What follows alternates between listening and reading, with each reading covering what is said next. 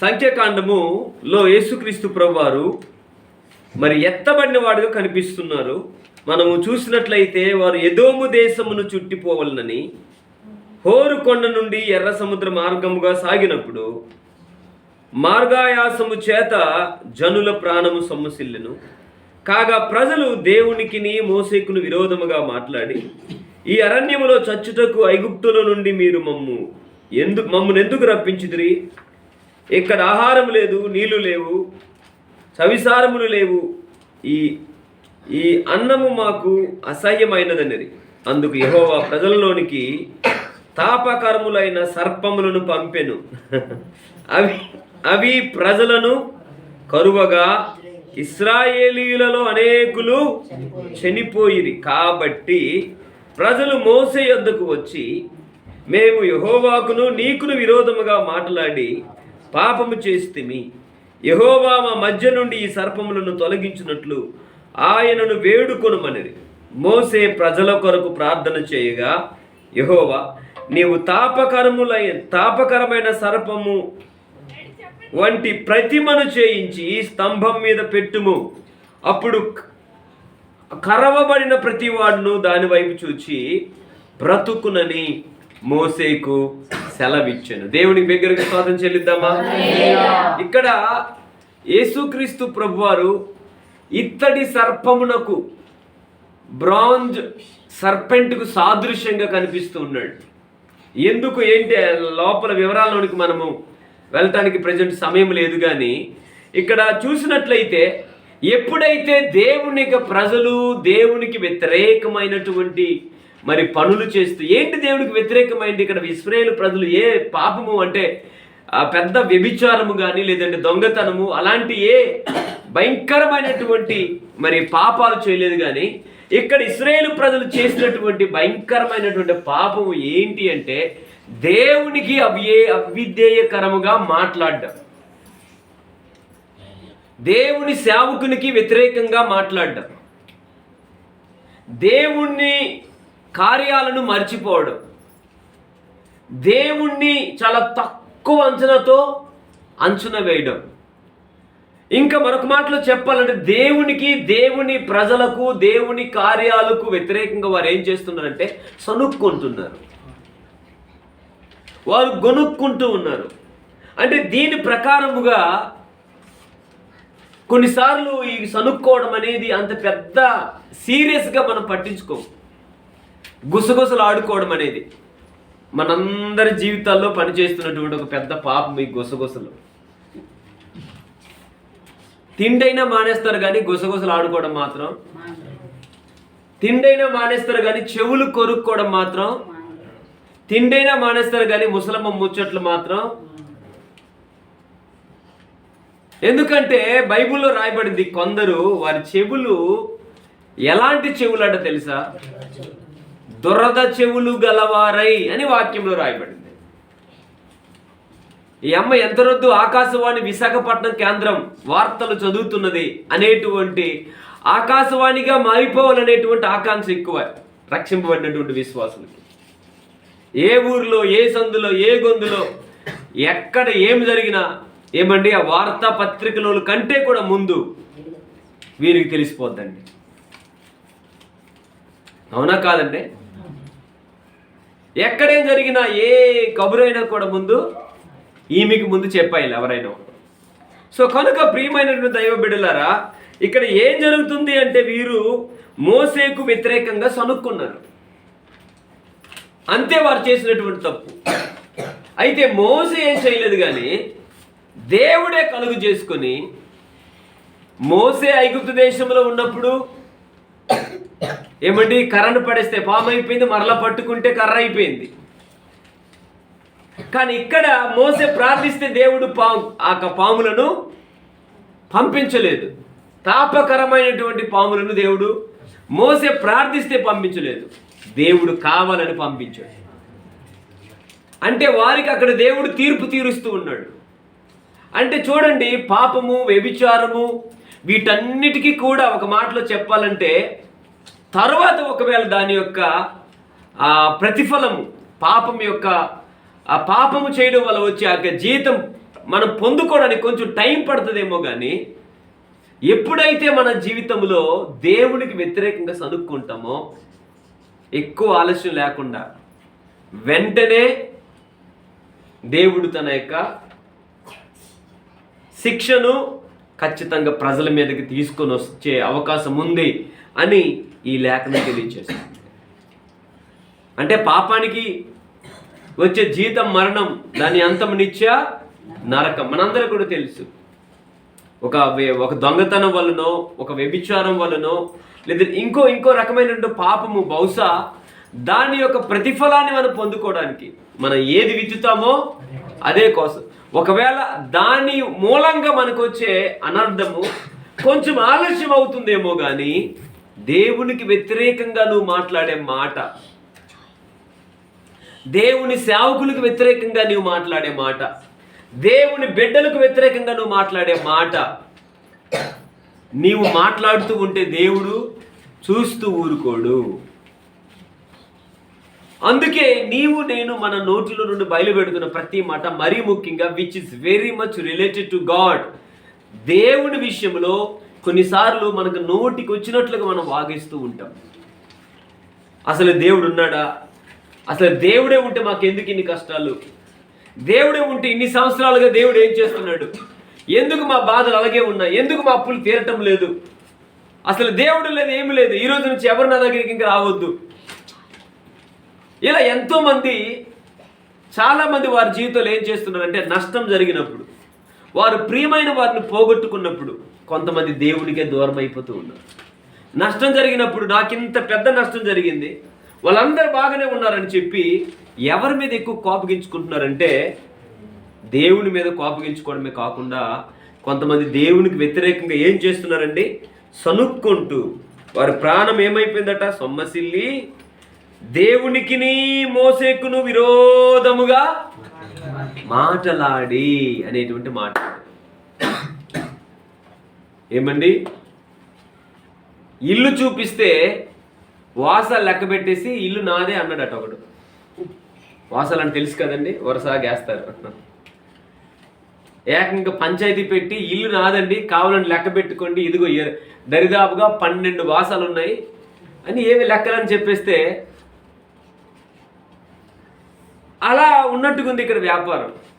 ఎన్నో కష్టాలు పడి ఎంతో వారి కొరకు నలిగిపోయి ఏమండి ఎన్నెన్నో అద్భుత కార్యాలు దేవుడి ద్వారా మోసే జరిగించుకున్నాడు. ఎన్నో నిందలు అవమానాలు మోసపడ్డాడు.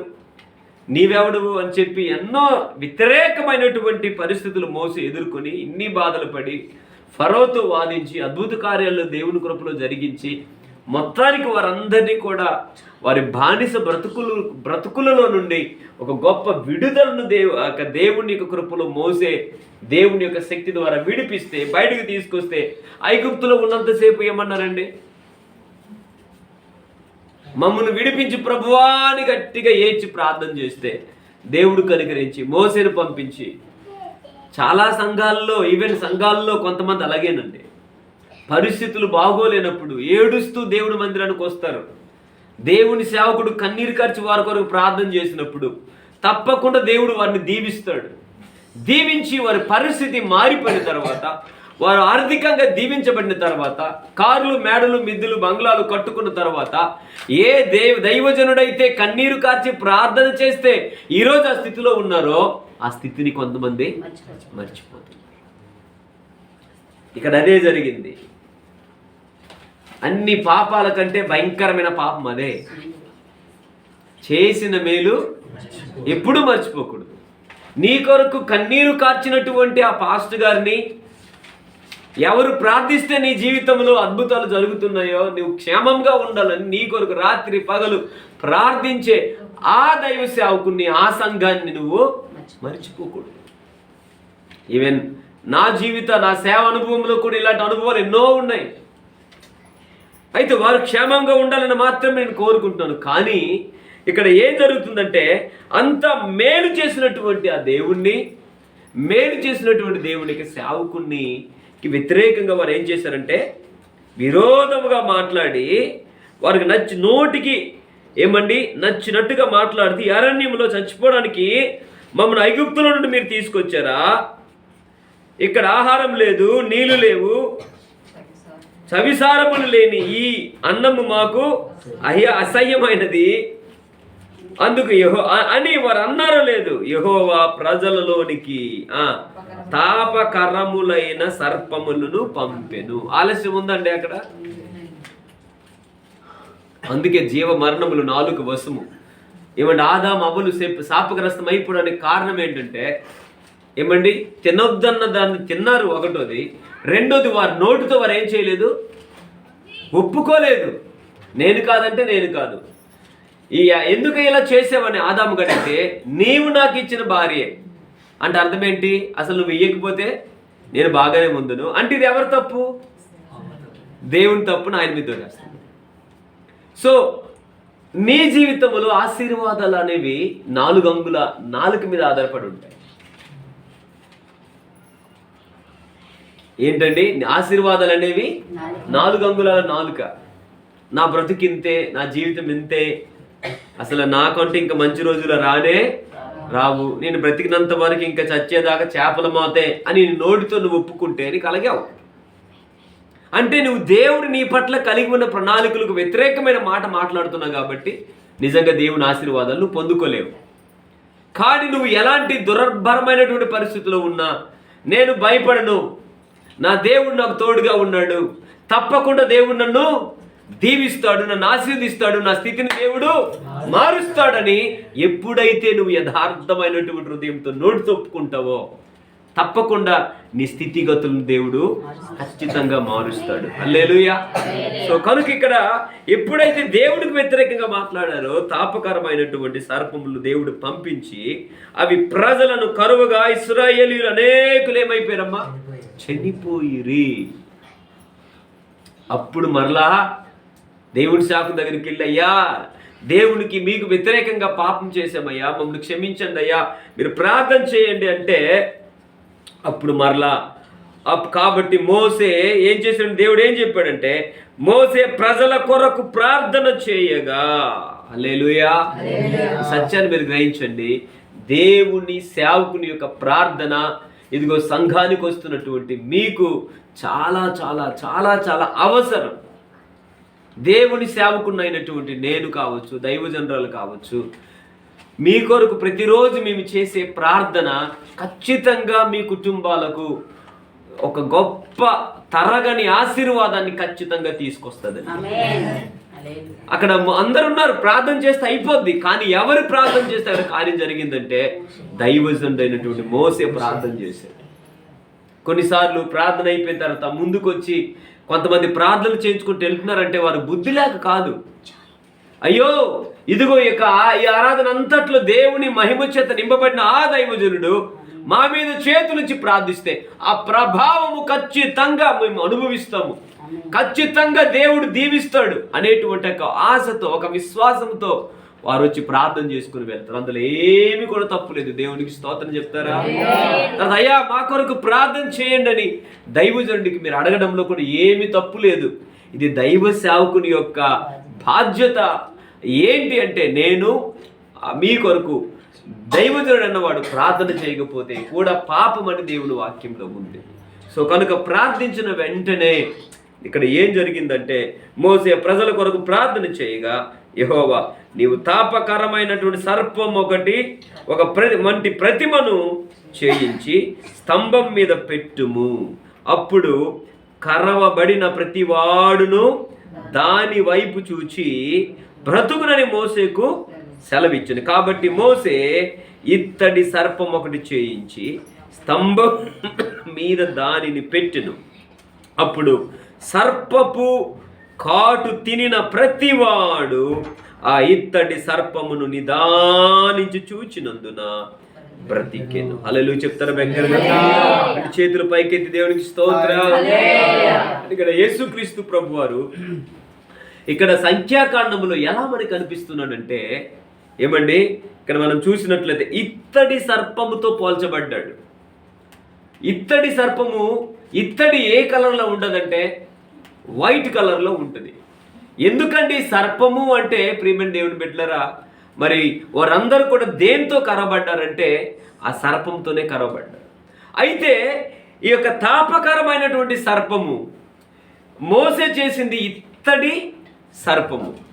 సో ఈ యొక్క బ్రాంజ్ అనేటువంటి సర్పమును మోసే ఒక ప్రతిమను చేసి దానిని ఒక స్తంభం మీద నిలవబెట్టినప్పుడు, అంటే ఇక్కడ మనకేమర్థం అవుతుందంటే, ఎంతమంది అయితే ఈ యొక్క నేలను ప్రాకే ప్రతి పాము ద్వారా ఎంతమంది అయితే కరవబడ్డారో వారందరూ చనిపోయారు. ఇంకా కరిచిన ప్రతి ఒక్కరు ఇంకా వారు చనిపోయే స్థితిలో ఉన్నప్పుడు, ఆ సర్ప కాటుకు చాలా మంది మరి గురైపోయినప్పుడు, దేవుడు ఇంకా చనిపోబోతున్న తరుణములో ఇదిగో క్రిందన ప్రాకుతున్నటువంటి ఈ యొక్క పాము కాటు మీకు తగిలినట్లయితే మీరు చనిపోతారు. అయితే ఈ యొక్క బ్రాంజ్ లేదంటే ఇత్తడి సర్పం అనేది క్రిందన పాకుతున్నటువంటిది కాదు, ఇది పైకి లేచి నిలబడినటువంటి సర్పము. హల్లెలూయా. అంటే ఇక్కడ ఏమర్థం అవుతుందంటే, ప్రేమ దేవుని బిడ్డలారా, వీటన్నిటిని కూడా న్యాయము తీర్చేవాడు, వీటన్నిటికీ తీర్పు తీర్చేవాడు ప్రభు అయిన యేసుక్రీస్తు. సో కనుక మీరందరూ ఎవరైతే క్రిందన ప్రాగుతూ ఉన్నారో, పైన ఉన్నటువంటి ఆ యొక్క దేవుని వైపు గనుక మీరు చూచినట్లయితే, నిదానించి చూచినట్లయితే మీరేమవుతారన్నాడు? బ్రతుకుదురు. హల్లెలూయా. ఈవెన్ హెబ్రీయులకు రాసినటువంటి పత్రిక చూడండి 12వ అధ్యాయము 1వ వచనాన్ని మనం చూసినట్లయితే అక్కడ కూడా మనకు ఒక చక్కని మాట కనిపిస్తూ ఉంది. హెబ్రీయులకు రాసినటువంటి పత్రిక 12వ అధ్యాయము 1వ వచనాన్ని మనం అక్కడ చూద్దాం. చూడండి, ఇంత గొప్ప సాక్షి సమూహము మేఘము వలె మనలను ఆవరించి ఉన్నందున మనము కూడా ప్రతి భారమును సులువుగా చిక్కులుపెట్టే పాపమును విడిచిపెట్టి చాలా జాగ్రత్తగా వినండి, విశ్వాసమునకు కర్తయు దానిని కొనసాగించువాడునైనా యేసు వైపు చూచుచు. హల్లెలూయా. ఈరోజు నీవు అనేక రకములైనటువంటి సర్పముల చేత కరవబడుతూ ఉన్నావు, వివిధ రకములైనటువంటి రోగముల చేత కరవబడుతూ ఉన్నావు, అప్పుల చేత కరవబడుతూ ఉన్నావు, నిందల వలన కరవబడుతూ ఉన్నావు. అయితే యేసుక్రీస్తు ప్రభువారు లేఖనం తెలివిస్తుంది, నువ్వు ఎలాంటి తాపకరమైనటువంటి పరిస్థితులతో నలిగిపోయి కరవబడుతూ క్రింద పడి చనిపోయే స్థితిలో నీవు ఉన్నావో, ఆ సిలువ వైపు చూడమని దేవునికి లేఖనం తెలియచేస్తా ఉంది. హల్లెలూయా. ఇదిగో పైకెత్తబడినటువంటి ఆ సిలువకు అది సాదృశ్యంగా కనిపిస్తుంది. అది వైట్ ఇన్ కలర్, అది పరిశుద్ధతకు సాదృశ్యంగా కనిపిస్తూ ఉంది. సో ఈ సర్పము ఏమండి, శరీరం అంతా కూడా అది విషముతో కూడుకున్న సర్పము.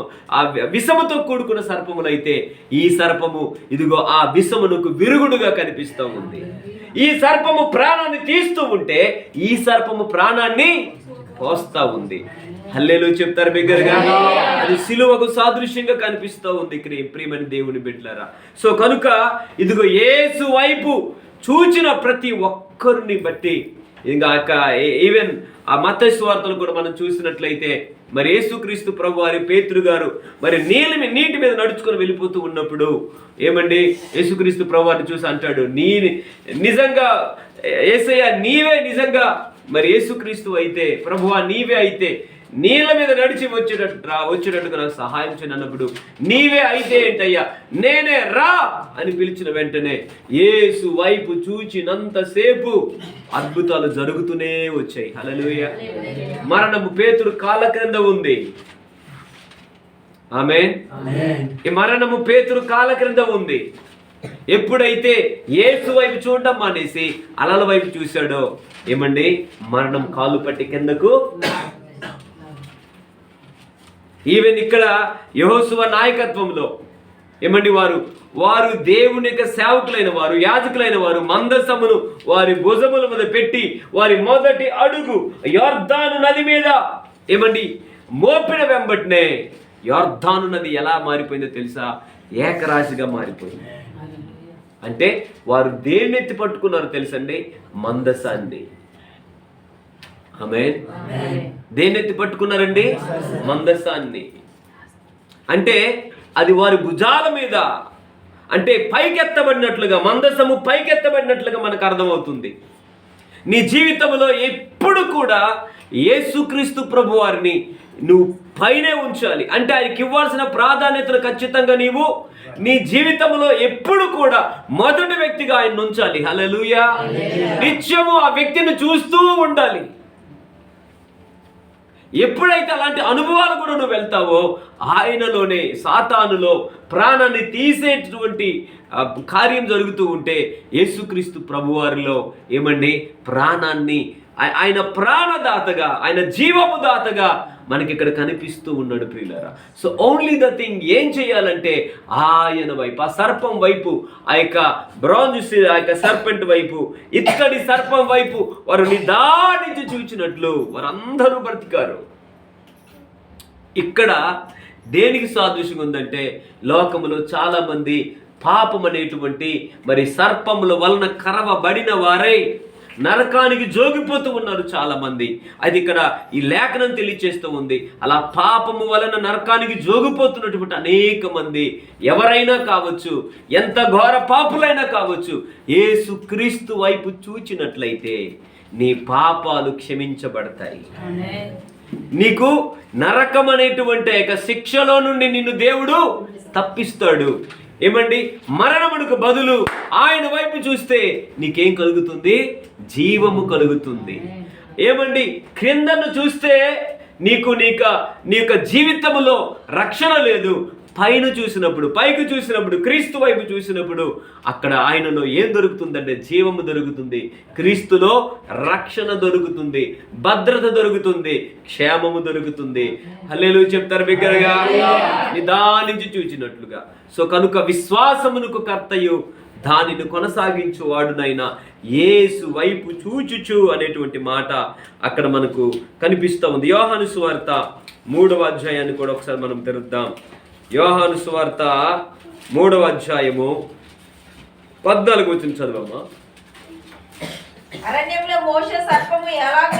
అరణ్యములో మోసే సర్పమును ఎలాగు ఎత్తెనో అలాగే విశ్వసించు ప్రతి వాడును నశింపక ఆయన ద్వారా నిత్య జీవము పొందునట్లు మనుష్య కుమారుడు ఎత్తబడవలెను. హల్లెలూయా.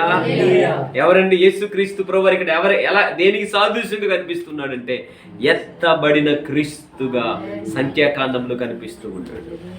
అంటే ఎత్తబడిన క్రీస్తుగా అంటే నీ జీవితంలో ఆయనకు నువ్వు you have to give top most priority to your Christ, lord Jesus Christ. నీ యొక్క ప్రభువునకు నీ జీవితంలో నిత్యము ఆయన నువ్వు పైకెత్తాలి. ఆమేన్. నీ ఇంటిలో ఆయన పైన ఉండాలి. పైన అంటే మళ్ళీ ఏదోలా అనుకోగలరు, అటుకు మీద వెళ్ళి పడేసినట్టుగా. నీ జీవితంలో, అది కుటుంబ వ్యవస్థలో కావచ్చు, నీ వ్యాపారంలో కావచ్చు, నీ ఉద్యోగంలో కావచ్చు, నీ చదువుల్లో కావచ్చు, నీ వ్యక్తిగత జీవితంలో కావచ్చు, నిత్యము యేసయ్య నామాన్ని పైకెత్తే కుటుంబముగా నువ్వు ఉండాలి. హల్లెలూయా. ఏదైనా దేవుని తర్వాతే. ఒక పిల్లైనా లేదంటే ఇంకోటి ఏదైనా ఎంత మంది ఎన్ని రకాలుగా నిన్ను నిందిస్తూ ఉన్నా నీ దేవుని నామాన్ని నువ్వేం చేయాలి? పైకెత్తాలి. నువ్వు కింద పడిపోతూ ఉన్నప్పుడు అందరు ఎగతాళి చేస్తూ ఉంటారు నిన్ను. దేవుడిని నమ్ముకుని మీరు ఏం బాగుపడ్డారమ్మని. అలాంటప్పుడు లేదు, మా దేవుడు తప్పకుండా మమ్మల్ని దీవిస్తారు, ఆయన గొప్ప దేవుడని. అలాంటి సమయంలో ఇంకా ఆయన నామాన్ని నువ్వు పైకెత్తినప్పుడు అమ్మా ఆయన వైపు నిదానించి చూస్తున్నావని అర్థం. ఎప్పుడైతే నామాన్ని నువ్వు పైకెత్తుతావో ఆయన వైపు నీవు నిదానంగా చూస్తున్నావని అర్థం. నిదానంగా చూసిన ప్రతి ఒక్కరు ఏం చేయబడ్డారండి? బ్రతికిరి. అరణ్యములో మోసే సర్పమును ఎత్తినప్పుడు ఎలాగెత్తినో అలాగే విశ్వసించు ప్రతి వాడునా. ఇటువైపు దేవుడు నమ్ముకుంటూ తగ్గిపోతాయా? యేసుప్రభు నమ్ముకుంటూ ఆయన వైపు చూస్తూ తగ్గిపోతాయా? నీలో విశ్వాసం లేకపోతే కార్యాలు జరగవు. వారు నమ్మారు కనుక ఆ యొక్క ఇత్తడి సర్పాన్ని మోసే చేసినప్పుడు, ఏంటయ్యా మోసే ఇత్తడి సర్పాన్ని చూస్తే మేము తప్పించబడిపోతామా మరణం నుండి వారు అవిశ్వాసం పడలేదు. కానీ వారు విశ్వాసముతో ఏమండి ఇత్తడి సర్పము వైపు చూచినప్పుడు అది ఎక్కడుందంటే క్రింద కాదండి, స్తంభము మీద. ఆమేన్. అంటే నువ్వు నమ్మినప్పుడు దేవునికి కార్యాలు ఖచ్చితంగా నువ్వు చూస్తావు. సో ఇది మొట్టమొదటి ఈ సంఖ్యాకాండంలో మరి ఎత్తబడినటువంటి క్రీస్తునకు మరి సాదృశ్యంగా మరి మనకు కనిపిస్తున్నాడు. మరొక విషయాన్ని కనుక మనం చూసినట్లయితే అదే చూడండి 20వ అధ్యాయం ఒకసారి చదువుతారా? సంఖ్యాకాండము 20వ అధ్యాయము.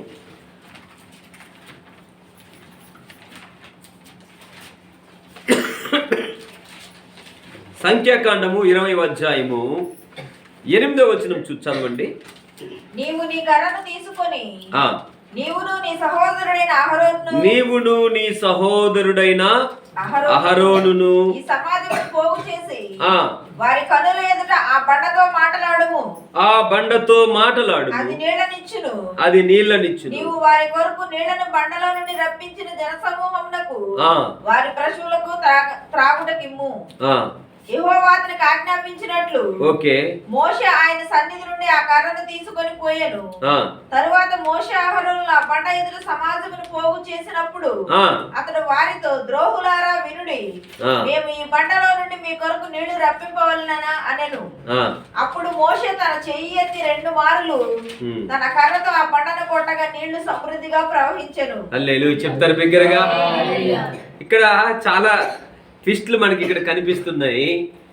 అంటే చాలా మంది బైబిల్ పండితుల యొక్క ఆలోచన ఏంటంటే, ఎంత గొప్ప మోసే, దేవునితో ముఖాముఖిగా మాట్లాడగలిగినటువంటి మోసే ఎందుకు కానాను దేశంలో దూరం నుండి కానాను దేశాన్ని చూశాడే కానీ ప్రవేశించలేకపోయాడు, అడుగు పెట్టలేకపోయాడంటే వారు అంటూ ఉంటారు, వన్ ఆఫ్ ద రీజన్స్ దేవుని ప్రజలను మరి మోసే ఏమని పిలిచాడు? ద్రోహులారా అని పిలవడం ఒక ఎత్తు అయితే, రెండవది మోసే చేసినటువంటి ఒక తప్పుగా ఏంటంటే, దేవుడు ఏమన్నాడంటే మాట్లాడమన్నాడు. వీరేం చేశారంటే బండను కొట్టారు. సో ఇలా వారు అనుకుంటున్నారు. సో ఈ అవిధేయకరంగా మోసే ప్రవర్తించినటువంటి కారణాన్ని బట్టి మరి దేవుడు ఎందుకు మరి అవిధేయత చేసినా కూడా దేవుడు కార్యం ఎందుకు చేశారంటే, అక్కడ ప్రజలు ఇంపార్టెంట్. దేవుని ప్రజల ద్రాహం తీర్చబడ్డం ఇంపార్టెంట్. మిగతా లెక్కల తర్వాత తీర్చుకుంటాడు దేవుడు. అంటే నన్ను అడిగితే దేవుని యొక్క సేవకుల కంటే కూడా దేవుడు ఎక్కువగా ప్రేమించేది ఎవరినంటే దేవుని యొక్క పిల్లలను. హల్లెలూయా. అంటే మేముండేది మా కొరకు కాదు, మేముండేది మీ కొరకు. దేవుడు మమ్మల్ని పిలుచుకున్నది మరి మా పొట్టలు నింపుకోవడానికి కాదు, దేవుని పని చేసి మిమ్మును దేవుని కృపలో నడిపించడానికి, పెంచడానికి.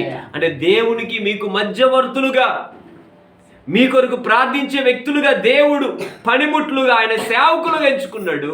అంటే మీరు లేకపోతే ఎవరు లేరు, సేవకులు లేరు. సేవకు నుండి ఉపాధ్యాయులు ఉన్నారంటే ఎవరి కోసమండి? విద్యార్థుల కోసమే. ఒక్క విద్యార్థి లేడనుకో, ఉపాధ్యాయులు ఎవరి కోసం? సో కనుక ఇక్కడ అంటే దేవుడు ఎంత గొప్ప ప్రేమమయుడో మనకు అర్థమవుతుంది. అక్కడ అవిధేయతను కనపరిచిన దేవుడు కార్యాన్ని చేయడం ఆపలేదు. అంటే ఎవరు దేవుడికి ఎక్కువ ఇంపార్టెంట్ అంటే దేవుని ప్రజలు. దేవుని ప్రజల ఆశను లేదంటే దేవుని ప్రజల ద్రాహాన్ని తీర్చే ఒక ఉద్దేశంతోనే అక్కడ దేవుడు కార్యాన్ని జరిగించాడు. సో కనుక ఈ యొక్క సంఖ్యాకాండంలో యేసుక్రీస్తు ప్రభు వారు ఎలా కనిపిస్తున్నారు అని మనం ఆలోచన చేసినట్లయితే ఏమండి, ఆ బండను కొట్టగా నీళ్ళు ఎలా వచ్చింది? సమృద్ధిగా బయటకు వచ్చినాయని దేవుని యొక్క లేఖనము సెలవిస్తుంది. అంటే యేసుక్రీస్తు ప్రభు వారు మొదట ఇత్తడి సర్పమునకు సాదృశ్యంగా ఉంటే, రెండవదిగా బండకు అంటే నీళ్ళనిచ్చే బండకు సాదృశ్యంగా ప్రభువు కనిపిస్తున్నాడు. హల్లెలూయా చెప్తారు బిగ్గరగా. అంటే నీ ప్రభువు అసాధ్యమైనటువంటి కార్యములను సాధ్యపరచగలిగిన శక్తిమంతుడని ఇక్కడ లేఖనం తెలియచేస్తూ ఉంది. బండ నుండే మధుర జలాన్ని రప్పించగలిగిన దేవుడు నీ ఇంటిలో ఏదైతే ఏ అవసరములను అయితే నీ ఉన్నావో, నీ ప్రతి అవసరములను, అసాధ్యమైనటువంటి కార్యములను నీ ఇంట్లో సాధ్యపరిచి, ఇదిగో నీ ప్రతి విధమైనటువంటి ద్రాహమును తీర్చే ఇదిగో బండగా యేసుక్రీస్తు కనిపిస్తూ ఉన్నాడు. ఇంకా మనం చూసినట్లయితే మరి గాస్పల్లో ఆ బండ ఎవరు అంటే, ఆ బండ క్రీస్తే అంటే యేసుక్రీస్తు ప్రభువారు జీవజలమునకు సాదృశ్యంగా కనిపిస్తుంది. హల్లెలూయా, హల్లెలూయా. సో కనుక ప్రేమని దేవుని బిడ్డలారా, మీరు కూడా ఒకవేళ మీ యొక్క జీవితములలో ఆశీర్వాదాన్ని పొందలేక ఏమండి ఆత్మ సంబంధమైన దాహము చేత, భౌతిక సంబంధమైన దాహము చేత, ఈ యొక్క దాహము అనేది మీరు పడుతున్న వేదనలకు సాదృశ్యం. ఈ దాహము అనేది మీరు పడుతున్నటువంటి భౌతిక సంబంధమైనటువంటి సమస్యలకు సాదృశ్యంగా కనిపిస్తూ ఉంది. అయితే వీటన్నిటికి పరిష్కారము బండలో దొరుకుతుంది. వీటన్నిటి పరిష్కారము బండలో దొరుకుతుంది. ఏం చేయాలి మరి అంటే ఏమండి, దేవుడు అంటున్నాడు మాట్లాడు. దేవుడు ఏమంటున్నాడు? వారు కొట్టినా నీరు వచ్చినాయి. ఇప్పుడు దేవుడు మనతో మాట్లాడుతున్నాడు ఏంటంటే, నీ వెళ్ళి ఆ బండతో మాట్లాడు. ఎవరితో మాట్లాడాలట చెప్పండి అమ్మా. మరి ఇప్పుడు బైబిల్ ఏం చెప్తుంది? బండ ఎవరు అంటే ఇప్పుడు ఎవరితో నువ్వు మాట్లాడాలి? ఆ బండలో నుండి ఆశీర్వాదాలు రావాలంటే, పెళ్ళుమికి రావాలంటే, సమృద్ధిగా రావాలంటే సరిపడినన్ని ఆశీర్వాదాలు బండలోనే ఉన్నాయి. అయితే నీ వెళ్ళి ఏం చేయాలంటే బండను కొట్టాల్సినటువంటి అవసరం లేదు. ఇఫ్ యు స్పీక్, నువ్వు మాట్లాడితే చాలు. అంటే దేనికి సాధ్యం ఉందో తెలుసా? ఏ పరిస్థితిలో ఉన్నా నీవు యేసయ్య దగ్గరికి వెళ్ళి ప్రార్థన రూపంలో ఆయనతో నువ్వు మాట్లాడాలి. నీ బాధను ఇంకా వేరే చిన్న చిన్న ఏమండి చిన్న చిన్న రాళ్ళ దగ్గరికి వెళ్ళొద్దు. ఆ బండ దృఢత్వమునకు సాదృశ్యంగా ఉంది. దానిని ఎవరు కదపలేరు. అది that symbolises for the strength and strong personality. ఒక బలమైనటువంటి స్థిరత్వమునకు సాదృశ్యంగా కనిపిస్తుంది ఆ యొక్క బండ. మాట్లాడడం అంటే అర్థం ఏంటంటే, నీ యొక్క అవసరతలను బట్టి క్రీస్తు దగ్గరికి వెళ్ళి నువ్వేం చేయడం? ప్రార్థన చేయడం. నువ్వు ప్రార్థన చేయవు. రోజుకి ఎన్ని గంటలు? కనీసం ఒక అరగంట, పావుగంట, 10 నిమిషాలైనా ప్రభువుతో ప్రార్థనలో సమయాన్ని గడుపుతున్నావా? నన్ను అడిగితే నాకంటే ఎక్కువ మా పాస్టమ్మ గారే ప్రార్థన చేస్తారు. ఎర్లీ మార్నింగ్ పాపం తొందరగా లెగిస్తారు. ఒప్పుకోవాలి, కొన్ని తప్పదు. నీ జీవితంలో బండతో మాట్లాడే అనుభవం కనుక నీకుంటే, అమ్మా ఆ రోజంతటికి కాదు సంవత్సరాలకు తరపడే సరిపడే ఆశీర్వాదాన్ని నా యేసయ్య నీ ఇంట్లోనికి జీవజల నదులు ఉబుక్కుంటూ వస్తాయి. హల్లెలూయా. అంటే నీ ఆశీర్వాదం అనేది దేనిలో దాగబడి ఉందంటే ప్రార్థనలో దాగబడి ఉంది. నీ వెళ్ళి ఏం చేయాలి? ప్రార్థన చేయి. కొట్టాల్సినటువంటి పని లేదు. You go and talk to your God. ఏ అవసరత అయితే, అంటే అర్థమేంటో తెలుసండి, దేవుడిస్తే తప్ప, నువ్వు ప్రార్థిస్తే తప్ప దేవుడివ్వడు. దేవుడిస్తే తప్ప మనం పొందుకోలేము.